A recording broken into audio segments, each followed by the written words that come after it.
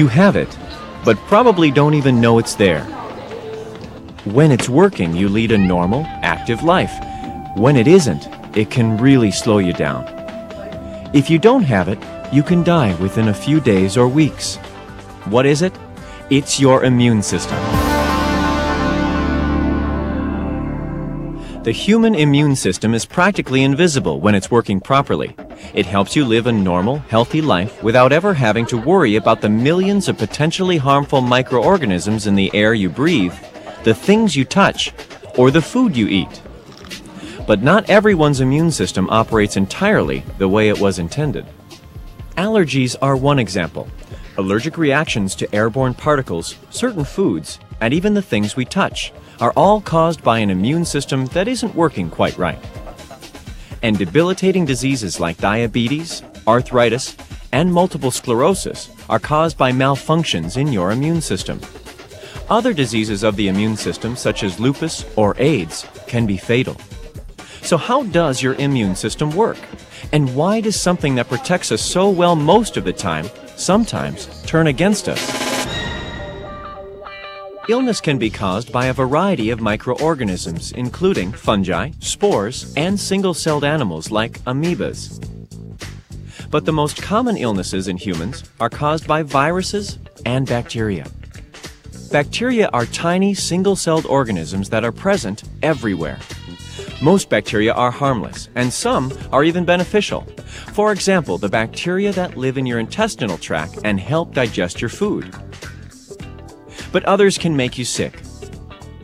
And a few, like anthrax, can be deadly.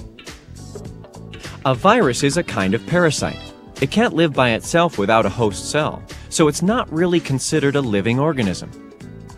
However, when it enters a living cell, it takes over the resources of that cell and uses them to reproduce itself. Let's take a look at the organs and specialized cells that fight off these microscopic intruders.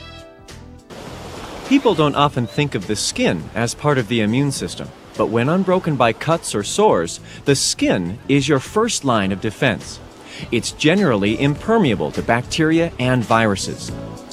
The skin also secretes antibacterial enzymes. Without these chemical secretions, your skin could become the home for molds, fungi, and colonies of other microorganisms. We all know there are entrances to the body through the eyes, nose, mouth, ears, and urogenital tracts. But your immune system stands guard over these entry points with an arsenal of weapons. Tears and saliva contain an antibacterial enzyme that can kill microorganisms by breaking down their cell walls. Other antigens can get stuck in the mucus of your nasal passages and throat and swallowed. Then your stomach acid goes to work.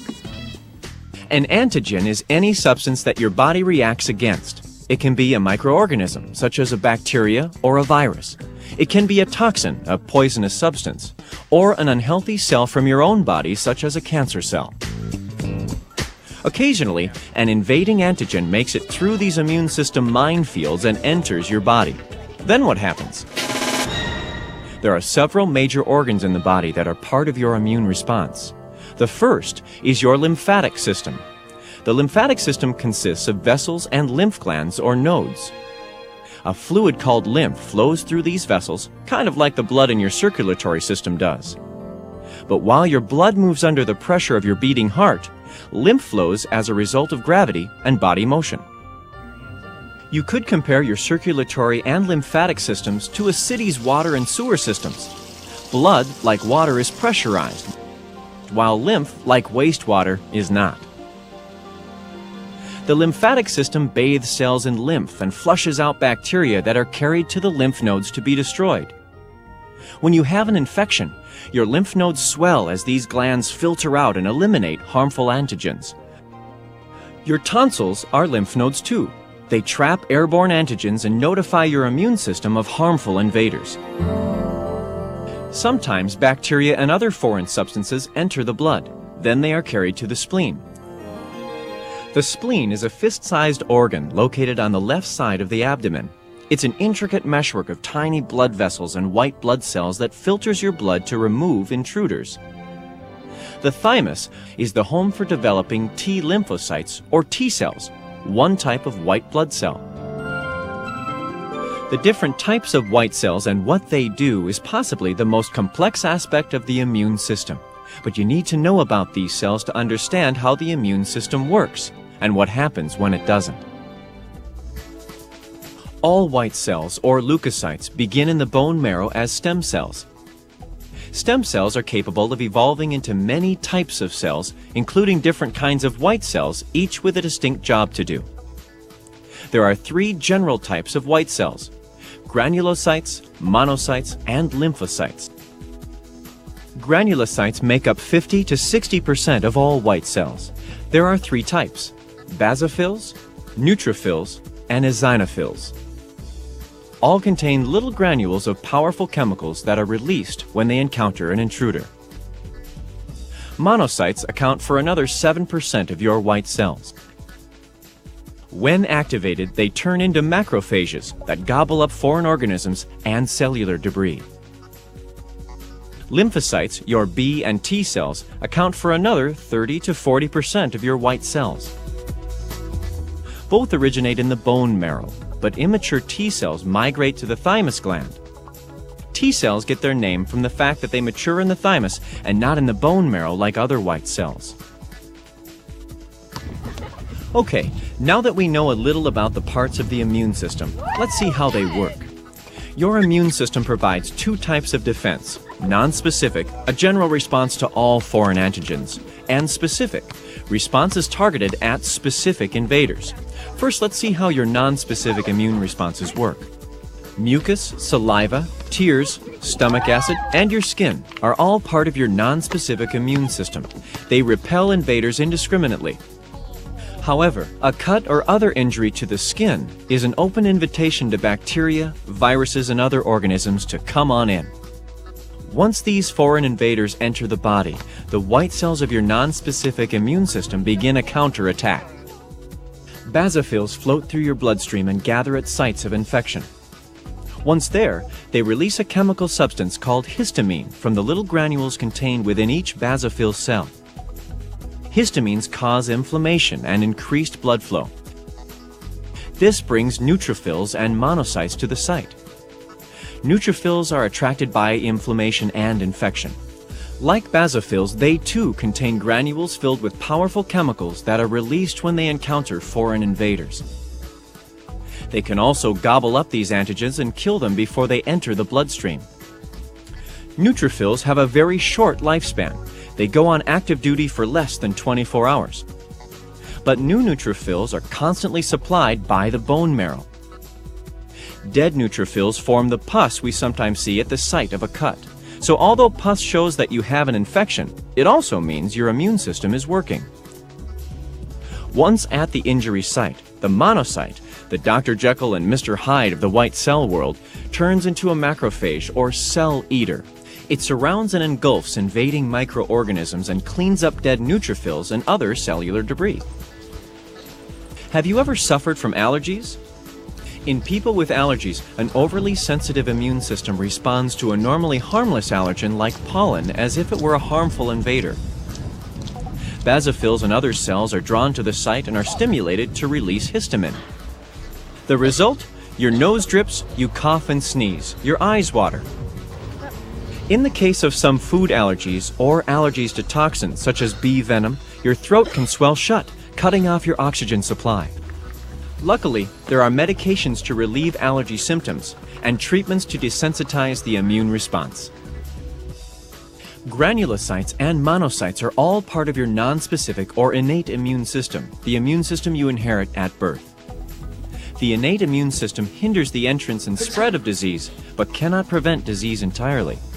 If an intruder eludes your nonspecific defenses, there's another way the body can protect itself: through your specific immune system. The cells responsible for the body's specific immune responses are the B and T lymphocytes. The immune system actually is very complex and it involves a variety of cells, but what people typically think of as immunity involves a group of cells called lymphocytes. And there are two types of lymphocytes, B lymphocytes and T lymphocytes. And those two cells work independently, but they also work together to provide protection to the body against foreign agents such as bacteria, viruses, toxins, chemicals that we may ingest in some form. And so the function of B and T cells is to eliminate these foreign things from the body, and that is the primary responsibility of the immune system. Tens of thousands of types of B cells are produced in the bone marrow each day. Each type is programmed to respond to one and only one antigen. To do that, each B cell has a cluster of immunoglobulin or antibody molecules on its surface that are keyed to that antigen. For example, the virus that causes chickenpox. Once a B cell locates a chickenpox virus, the immunoglobulins lock onto the complementary molecules on the chickenpox virus. By binding to the invader, the B cell can neutralize or destroy it. This binding process also triggers the production and release of antibodies specific to the chickenpox virus. Antibodies are proteins designed to bind to a specific antigen. They can stick to and deactivate antigens without the presence of a B cell. This process is called the humoral immune response. Chickenpox antibodies in the bloodstream stimulate the production of more B cells specific to the chickenpox virus. These B cells produce even more chickenpox antibodies. Some B cells don't take immediate action, but remain in the body for long periods of time in a resting or sleeping state. These are the B memory cells. Remember the spleen? This organ is a virtual dormitory for the B memory cells. In the future, if you're exposed to the chickenpox virus, the appropriate B memory cells wake up and mount a specific immune response. Only this response will be much faster than the first time, so fast, in fact, that the invading chickenpox virus will be destroyed before the infected person shows any symptoms of the disease. Sometimes, B cells produce too many antibodies that are directed toward healthy cells of our own bodies, and that can cause problems. Kyle Reno is a normal, healthy teenager, except for one thing. He has type 1 diabetes. In type 1 diabetes specifically, the B lymphocytes are primarily involved. They produce an antibody that attacks cells in the pancreas that are responsible for insulin production. And as a consequence, individuals with this disease have a reduced amount of insulin, which causes the blood sugar to increase, the glucose level to increase to very high levels. High blood sugar levels can lead to blindness and serious problems with the kidneys, blood vessels, and other parts of the body. Now, Kyle must regularly inject himself with insulin to replace what his body can no longer provide. An active athlete who runs marathons, Trish Tarnowski, is also the mother of a 17-month-old daughter. After suffering several months with pain in her fingers and elbows, she was diagnosed with rheumatoid arthritis, another disease caused by an overactive immune response. In rheumatoid arthritis, antibodies and macrophages attack the cells in your joints and connective tissue, causing inflammation, swelling, and pain. I had symptoms that would happen, and through several months they progressively got worse. And the symptoms included swelling around my joints, particularly my hands, my feet, and my knees. And I had pain in all those areas as well as my hips. And it just progressively got worse, where I literally just blew up. And, you know, I couldn't wear rings, I couldn't wear my shoes, and I knew something was wrong. Trish now manages her condition with various medications, diet, and exercise. But it's not always smooth sailing. It affects me differently on different days. Some days I feel fine and can go out and run 5 miles. Other days I have a hard time getting off the couch. I have a 17-month-old daughter, and snapping her clothes can be a challenge some days. For the most part, I'm pretty well managed through those means, as long as I keep to my regimen of my diet, my exercise, and my medication. Diseases like rheumatoid arthritis and type 1 diabetes, where the immune system actually attacks the healthy cells of your own body, are called autoimmune diseases. Lupus is another autoimmune disease. When Bree Zimmerman was adopted from Ethiopia as a baby, she seemed quite healthy. But a few years later, that changed. At 3.5 is when she started showing signs of lupus and had very much fatigue. By the end of the day, she had a hard time walking, and that was due to the arthritis. And she would become very stiff and just had no motivation, just wasn't herself. And then she was diagnosed at 4 years old then with lupus. At 4.5, she had her first flare where it attacked her spinal cord. She then, from the waist down, was paralyzed and regained some of the feeling within about 2 to 3 months, but not everything. Lupus is a systemic disease, meaning that every tissue in our bodies can possibly be affected. And it varies from patient to patient. And this is a disease, again, that primarily involves B lymphocytes, and here they're stimulated to overproduce much more antibody than we actually require. And this antibody is directed against target tissues, or because there's so much of it, it can get trapped in the kidney, for example, and cause renal failure there. At present, there is no cure for lupus. But for many people, symptoms and damage from the disease can be controlled with anti-inflammatory medication. The last component of your specific immune response, T lymphocytes or T cells. There are two types, helper T cells and cytotoxic or killer T cells. Helper T cells regulate the nature and extent of all your immune responses. For example, when a harmful antigen is present, they send out chemical messengers called cytokines. Cytokines stimulate the production of B cells and antibodies, as well as more helper and killer T cells. And when an infection is under control, they stop the immune response. If something interferes with your helper T cells, your immune system is seriously compromised. In fact, that's what happens to people who are infected with HIV, the human immunodeficiency virus, the virus that causes AIDS. Dr. Paul Bojanin is doing research on what happens when your T cells come in contact with the HIV virus. HIV infects T cells by binding to receptors on the T cell surface and entering the cell.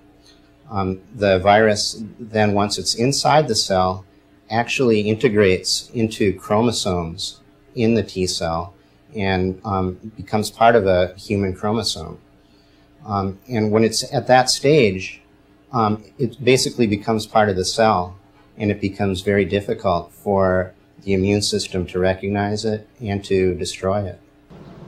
Sean Dankwart counsels people who are HIV positive or who have developed AIDS. He understands what they are going through. At age 19, during a serious illness, Sean found out he was HIV positive. They were doing tests to find out where my immune system was, and right away my first T cell count, which a normal person has T cell count between 500 and 1200, mine fell right around 221, which is close enough to the classification of AIDS. Having an AIDS diagnosis, which is the end stage of HIV, is 200 or below a T cell count. So here, having just found out I had HIV and then having to deal with, my gosh, I'm that close to having AIDS already, what does this mean? What does this do? Remind me what medications you're taking again. When a person is infected with HIV, the virus can immediately begin reproducing inside helper T cells and destroying them like it did with Sean. When the level of helper T cells is sufficiently low, the body is unable to mount an effective defense against invading antigens. As a result, the HIV or AIDS patient is susceptible to many different infectious diseases and cancers. Although there is no cure for HIV or AIDS, there are drug therapies available.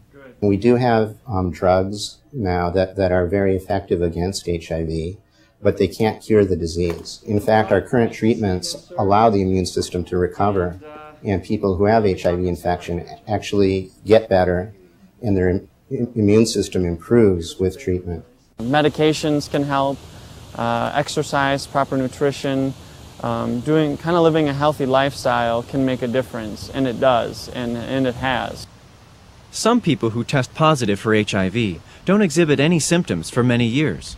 When the HIV virus has integrated into a chromosome, It can be in what's called a latent phase, where it just sits there, and it can sit there for many years and do nothing. However, if that T cell becomes activated, the virus can become activated. And when that happens, the virus starts to produce more viruses. And in doing that, it basically takes over the cell and usually kills the cell.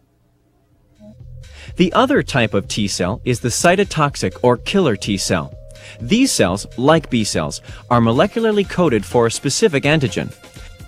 Each killer T cell has a unique surface molecule called a T cell receptor. This molecule allows the T cell to bind to and destroy cells from your body that have been infected with a specific antigen. But the killer T cell must be bound to that infected cell to destroy it. This is the body's so-called cell-mediated immune response.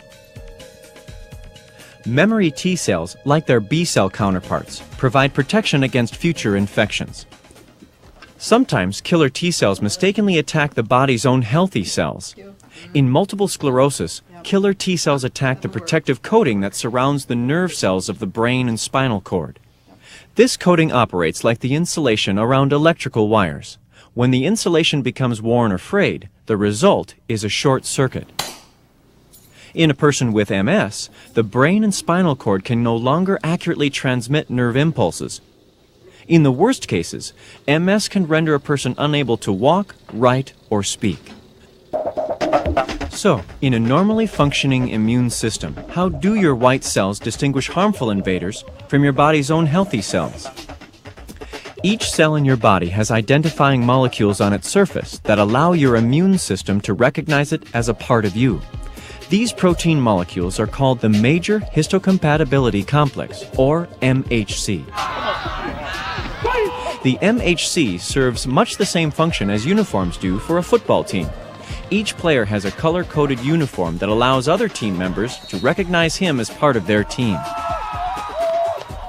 The MHC allows white cells of your immune system to recognize other cells of your body. It also plays another role. When a virus invades a healthy cell, the MHC displays fragments of the virus on the cell's surface. T helper cells can then recognize and lock onto these fragments.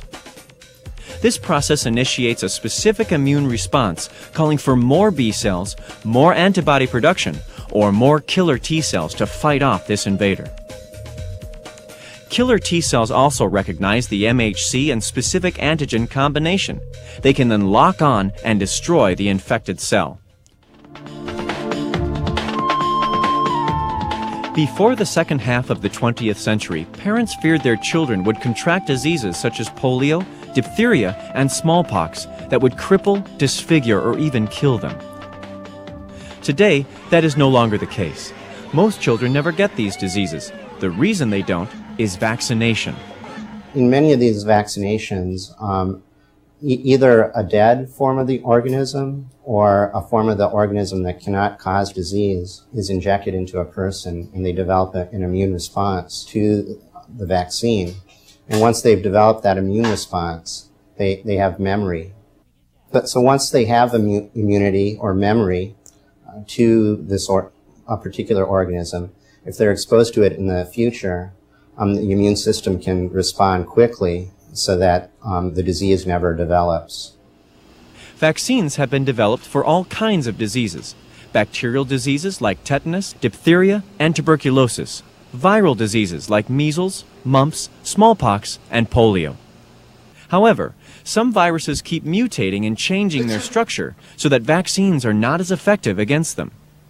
When we are infected with the HIV and also other types of viruses, the flu virus, these viruses have a capability to change in their composition, and HIV in particular does this quite rapidly and quite consistently.